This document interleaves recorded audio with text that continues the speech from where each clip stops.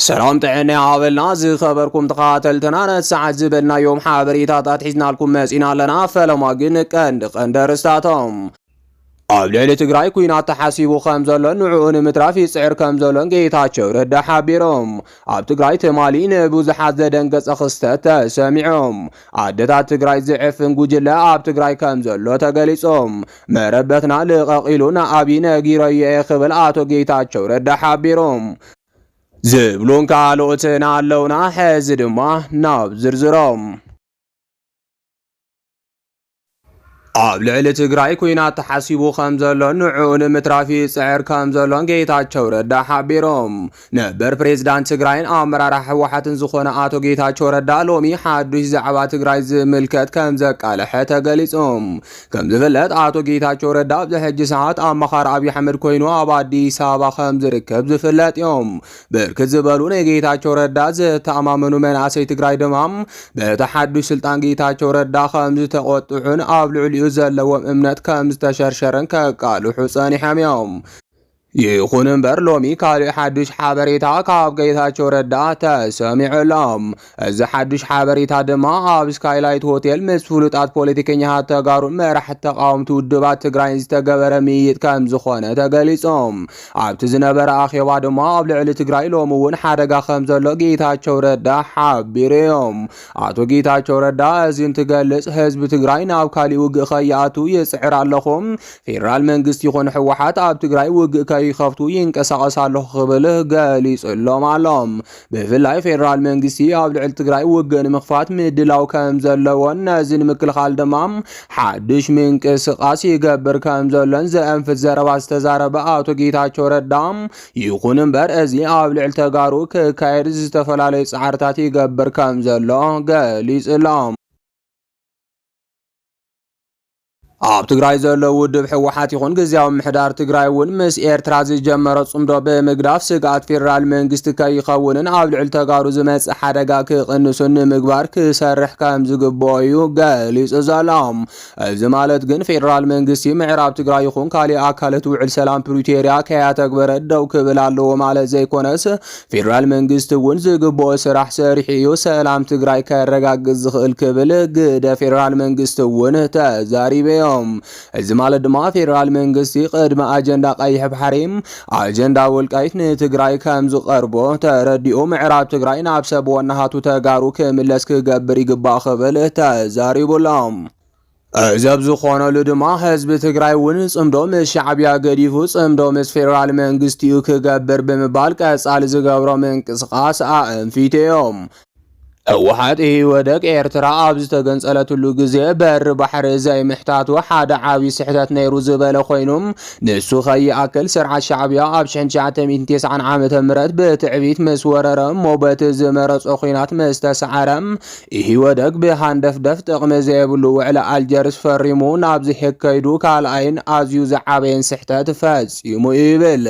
ሕዚ ፌደራል መንግስቲ እዞም ናይ ህወሓት ወደቅ ውሳነታት ስሕተት ከም ዝነበሩ ገምጊሙ ኣሚኑን ምምላስ በር ባሕሪ ኣብ ኢትዮጵያ ዓብይ ዛዕባ ብምግባር ኣብ ዳርጋ ሕድሕድ ኢትዮጵያዊ ልቢ ከኣቱ ገይሩወሎም ብወገን ትግራይ እውን ጉዳይ ምምላስ በር ባሕሪ ክንድግፎ እዩ ዘለና ግና ፌደራል መጀመርታት ዝተወረረ ግዛኣትና ምዕራብ ትግራይ ናይ ግድን ክምልሰልና ኣለዎ ይብል ኣቶ ጌታቸው ረዳ ፌደራል መንግስቲ ብስምምዕነት ይኹን ብታሪኽ ኣካል ትግራይ ዝኾነ ምዕራብ ትግራይ ጎቢጡ ዓብይ ሃገራዊ ዛዕባ ምምላስ በር ባሕሪ ከተኩር ኣይኽእልን ዝበለ ኣቶ ጌታቸው ረዳ ምዕራብ ትግራይ ናብ ሰብ ወናሃቱ መሊሶም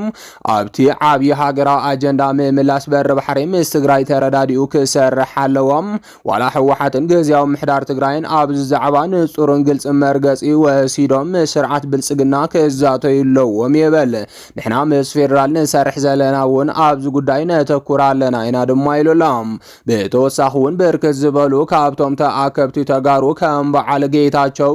ጻድቃን ወዘተ እውን ኣብ ልዕሊ ትግራይ ኩናት ክኽፈት ካብ ምጉስጓስ ተዓቂቦም ስርዓት ብልጽግና ምዕራብ ትግራይ ናብ ትግራይ ብህጹጽ መሊሱ ትግራይ ኣብ ምምላስ በር ባሕሪ ምስኡ ክትስለፍን ብጽሒታ ከተበርክትን ኣብ ምግባር ከም ገዛዕዮ ወሲዶም ክሰርሑ ይግባእ ክብሉ መሊሶም ጻውዒት ኣቕሪቦም ኣለዎም አቶ ጌታቸው ረዳ በወገኑ ሓደ ሰባት ጽምዶ ትብሉለኹም ጽምዶ ፌደራል መንግስቲ ውዕል ፕሪቶሪያ ምትግባሩ ስዒቡ ዝተፈጠረዮም ፌደራል መንግስቲ ካብ መጀመርታት ሒዙ ውዕል ፕሪቶሪያ ኣተግቢሩን ትግራይ ናብ ንቡር መሊሱን እንተዝነበርን እዝሎም ጽምዶ ዝበሃል ዘሎ ኣይመተፈጠረን ዝበለ ኮይኖም መፍትሑኡ ሕዝውን ፌደራል መንግስቲ ስምምዕነት ፕሪቶሪያ ከተግብር ምግባር ክብል ሓቢሮም ፌደራል መንግስቲ ዝተጎበጠ ክፋል ትግራይ የለቅቕ ህዝብና ናብ መረበቱ ይመለስ ምስ ሕወሓት ፖለቲካዊ ዘተ የካይድ ብምባልዩ ንኣብይ ዝገለጸሉ ክብል ከዓ ሓቢሮሎም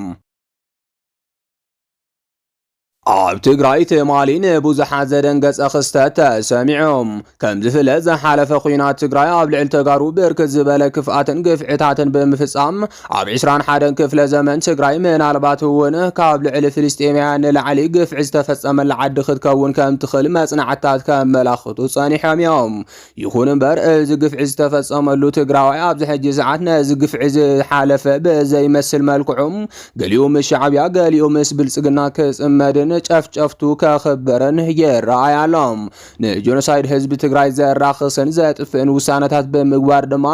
ህዝቢ ትግራይ ኣብ ልዕሊኡ ዝተፈጸመ ግፍዒ ኮነ ተባሂሉ ክርሳዕ ብጸላእቲ ዝግበሩ ዘሎ ኣጀንዳታት ተቐቢሉ የቃልሕ ምህላው ይንገረሎም ዘይተዓደለት ትግራይ ሎሚ ጸላእታ ኣብ ክንዲ ብቤት ፍርዲ ምሕታት ነፃ ክኾነሉ ዝኽእለሉ ዕድልን ስጉምትታትን ብደቃ እንዳተወሰደ ይርከብ ብመሰረት እዚ ድማ ምስ ፌደራል መንግስቲ ዝሰርሑ ዘለውና አባራት አመራርሓ ትግራይም ፌደራል መንግስቲ ነፃ ዘውፅን ሻዕብያ ድማ ገበነኛ ዝገብር ናይ ህልኽ አካይዳ ዝገብሩ ዘለው ኮይኖም እዚ ድማ ቁስሊ ህዝቢ ትግራይ ልክዕ ከም ጸላእቲ ናብ ፖለቲካዊ ሸቐጥ ኣትዮም ይርከቦም በትኻል ወገን ድማ ምስ ኤርትራ ጽምዶ ከይሃስስ ክበሃል ሻዕብያ ዝፈጸሞም ኣነዋሪ ግፍዕታት ኣብ ትግራይ ከይዝረበሉ ፍትሒ ከይርከበሎን ይዕፈን ከም ዘሎን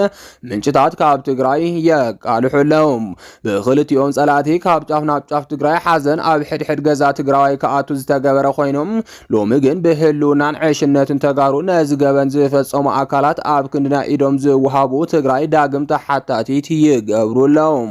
እዚ ድማ ንብዙሓት ተጋሩ ዘቆጥዐ ተግባር ኮይኑሎም ምስ ጎራብቲ ክልላትን ፌደራል መንግስትን ዋላ እኳ ሰላም ኮይንካ ምንባርን ኩናት ምትራፍን ተደላይ እንተኾነ እዚ ዝኸውን ግን ህዝቢ ትግራይ ፍትሒ እንትረክብ ጥራሕ ምዃኑ እዩ ዝንገረሎም ሎሚ ድማ ምስ ዝተተሓዘ ካብ ትግራይ ሓደ ኣዝዩ መሕዘኒ ዜና ከም ዝተሰምዐ እንዳተሓበረ ይርከብ እዚ መሕዘኒ ዜና ድማ ኣብ ኩናት ትግራይ ግፍዒ ዝተፈጸመለን ደቂ ኣንስትዮ ተጋሩ ሎሚ እውን ህይወተን ኣብ ሓደጋ ከም ዘሎ ተሓቢሮም እዘን ተጋሩ ብሰራዊት ሻዕብያ ይኹን ብሰራዊት ብልጽግና ጾታዊ ዓመፅ ዝተፈጸመለን ኮይነን ኣብ ዝተፈላለዩ ሕብሕብ ትካላት ከም ዘለዋን ናይ ባዕለን ጥርናፈ ከም ዘለወንን ገሊፀን ኣለዋ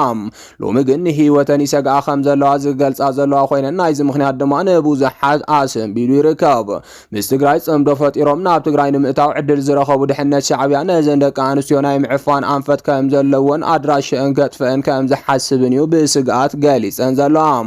ዋና ዓላማ ናይዚ ድማ ንሰን ምህላውን ጽምዶ ከም ዘበላሽውን ምስክር ከይኾናን ካብ ዝብል ሸይጣናዊ ትልሚ ዝተለዓለ ምዃኑ እዩ ዝንገረለን ዘሎም ኣብዚ ጉዳይ ጸብጻብ ሰርሐ ሓደ ሚድያ ድማ ተጠቃዕቲ ዝኾና ደቂ ኣንስትዮ ገጸን ተሸፊነን ምስክርነት ክህባ ተደሚፀን ይርከባ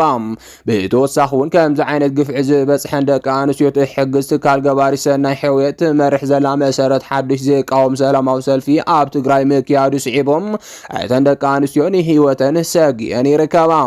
ኣብ ሰሙን እዚ ዓለም ለኸ ሽልማት ዝረኸበት መሰረት ትካል ሕውየት ደቂ አንስትዮ ትግራይ ዝኾነት መሰረት ሓድሽ ዝቃወም ሰላማዊ ሰልፊ ምክያዱ ስዒቡ ድማ